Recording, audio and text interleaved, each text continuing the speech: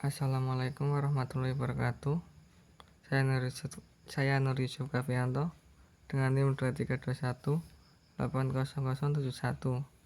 Saya akan menjelaskan tentang modul ajar. Ya, langsung saja. Ya, di sini modul ajar IPAS SD kelas 4. Jenjang sekolah SD atau sekolah dasar. Mata pelajaran IPAS kelas 4, topik benda yang elastis. Alokasi waktu 45 menit. Komponen inti fase B, elemen pemahaman IPAS. Capaian pembelajaran peserta didik mengidentifikasi benda yang elastis dan penerapan gaya bekas dalam aktivitas sehari-hari. Kemudian tujuan pembelajaran. 1. Peserta didik dapat mengidentifikasi benda yang elastis. 2. Peserta didik dapat mengetahui gaya bekas dan penerapan gaya bekas dalam aktivitas sehari-hari. Kemudian indikator pencapaian tujuan pembelajaran.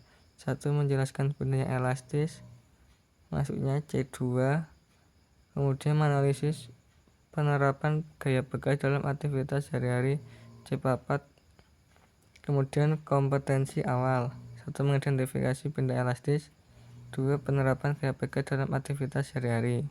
Kemudian itu profil pelajar Pancasila.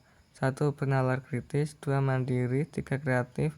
4. Beriman. 5. Bergotong royong. 6. Berkebinekaan global. Kemudian sarana dan prasarana.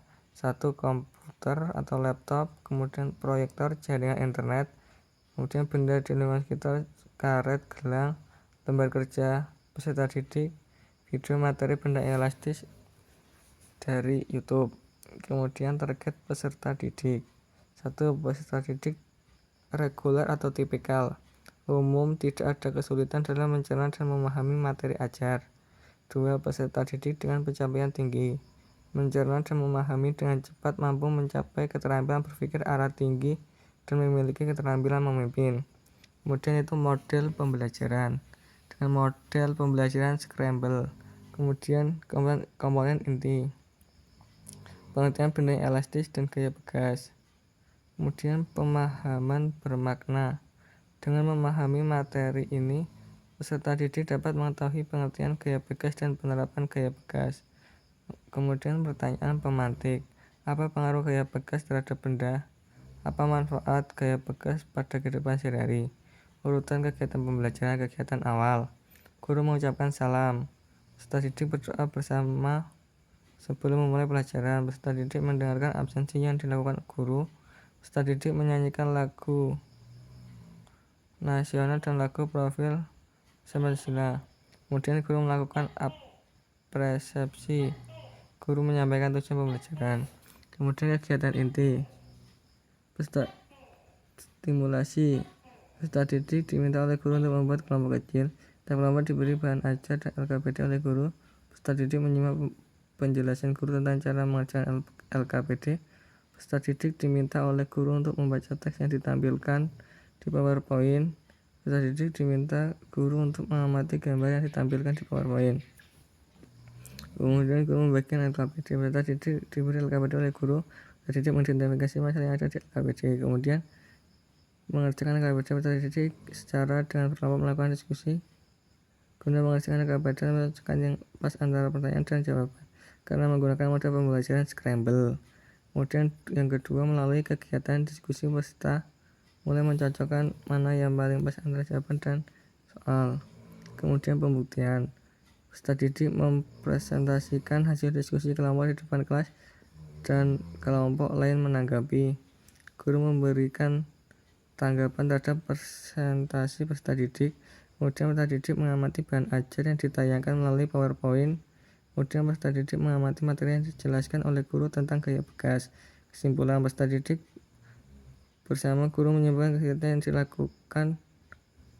Kemudian guru memberikan konfirmasi dan penguatan terhadap jawaban peserta didik dalam berdiskusi dan memberikan penghargaan atau apresiasi kepada proses dan hasil pembelajaran yang dilakukan oleh peserta didik. Kemudian kegiatan penutup. Peserta didik bersama guru melakukan refleksi pembelajaran yang telah berlangsung. Peserta didik bersama guru menyimpulkan materi pembelajaran. Peserta didik mendengarkan penguatan terhadap materi yang telah dipelajari. Peserta didik menyimak penjelasan guru tentang aktivitas pembelajaran pada pertemuan selanjutnya. Kegiatan pembelajaran diakhiri dengan doa bersama dipimpin oleh seorang peserta didik. Kemudian itu asesmen. Jenis asesmen diagnostik, bentuk asesmen, jenis asesmen formatif, dan jenis asesmen sumatif. Kemudian itu refleksi peserta didik, antara lain satu, apa yang terjadi dengan gelang garis ditarik, gaya apa yang terdapat pada gelang garis, apa yang dimaksud gaya bekas, apa contoh dari gaya bekas. Kemudian refleksi pendidik,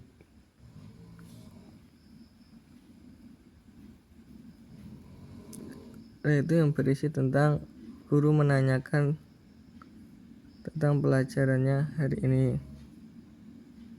Kemudian lembar kerja peserta didik, ayo berdiskusi kelompok. Untuk mengerjakan, peserta didik diberikan lembar kecil kertas potongan pertanyaan dan lembar-lembar kertas potongan jawaban dari pertanyaan itu. Tapi ini masih diajar antara jawaban dan pertanyaannya.